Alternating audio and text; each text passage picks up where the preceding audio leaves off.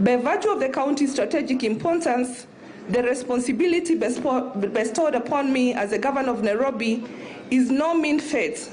However, I confidently state that with your support, I am up to the task and I will serve you to the best of my ability. Ladies and gentlemen, my tenure comes at a time when the city, like the rest of the country, is reeling from the social and economic impact of the COVID-19 pandemic. As a consequence, individual households, communities, and business have suffered immensely through loss of lives, livelihoods, and freedom.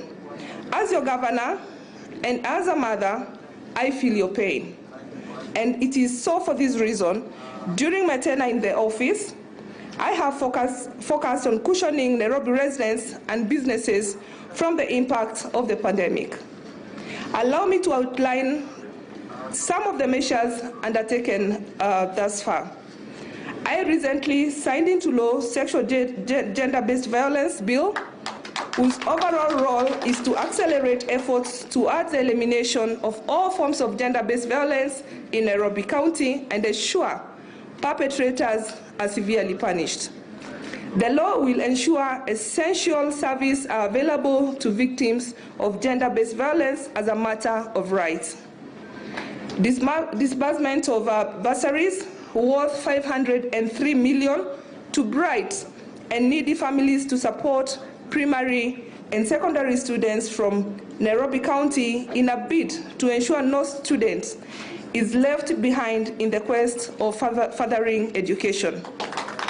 We as Nairobi County, we have also recruited 498 number early childhood development teachers to support the provision of inclusive and quality education for our children.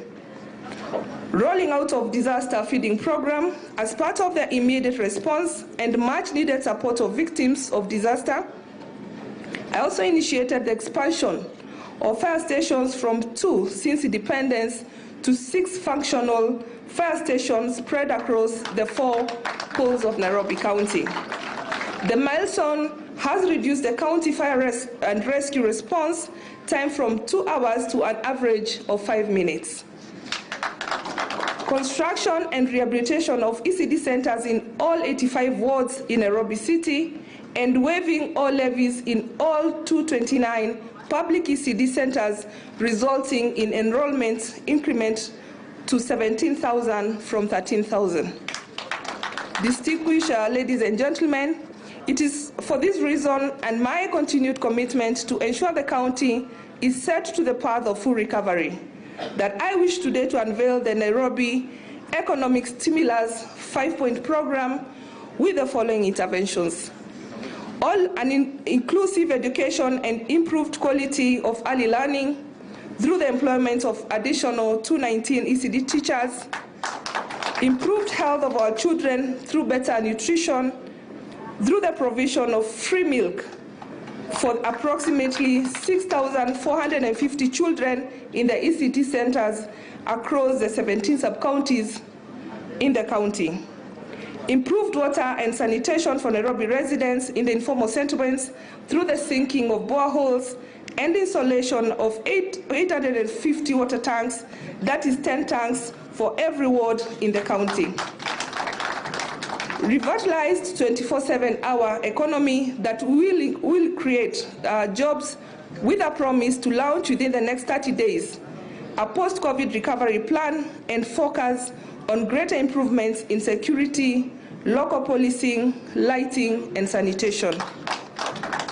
Further, to ensure that Nairobi County government is effectively functioning, I commit to work in collaboration and in harmony with the Senate, the national government, Nairobi County Assembly, Nairobi Metropolitan Services, development and diplomatic partners, the business community, and Nairobians at large. Through our joint and collaborative effort, we will ensure good delivery of service and quality of life to Nairobians. Having the economic reopened through the lifting of the curfew by His Excellency the President Uhuru Muigai Kenyatta is a great relief for our economy and a product of the civil responsibility of the many citizens and businesses that have adhered to the set COVID-19 protocols. Our community, schools, work spaces, and business environment must continue to offer safe environment for all of us to thrive. I therefore call upon Nairobi residents to take advantage of the ongoing vaccination drive offered by the Ministry of Health and to ensure to get vaccinated. Our work and living environment, including the transport system, must continue to follow the laid out protocols. This war is not yet won. A safe and prosperous Nairobi is a safe and prosperous Kenya. Women as leaders and hope for the future. I am equally privileged to join Her Excellency Governor Charity Ngilu and Her Excellency Governor Anne Guru as a country that female governors. Today, I therefore is a significant day and marks yet another milestone for women and the girls in Kenya. It is therefore our hope that this day serves as an important mark to encourage more women to come forward to participate in the governing of this great nation and provide leadership. Today, I stand tall on the shoulders of women who have come before me and broken the glass ceiling. Indeed, Nairobi is no stranger to women leadership. As we remember, in 1971, the city elected as mayor Her Excellency the late Margaret Kenyatta, the first African woman mayor of Kenya's capital city and the second African woman mayor in the country. Her tenure in office was marked by many development programs and prioritized the issues of women, children, and education, which she viewed as a hope for Kenya's future. In this context, and as my fifth intervention, I am pleased to announce my commitment to work with the national government and other stakeholders to support the empowerment of women and girls in the county through the provision of gender-based violence recovery centers and establishment of safe houses in the 17 sub-counties. In support of the ongoing efforts of gender-based violence, I will also ensure budgetary allocation for the facilities as well as establishment of witness protection programs.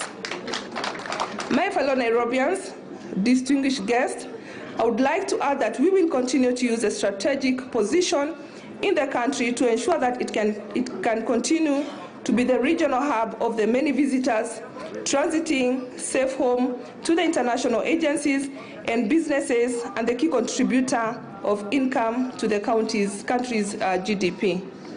Let me thank you once again for putting your faith in me to fill this role.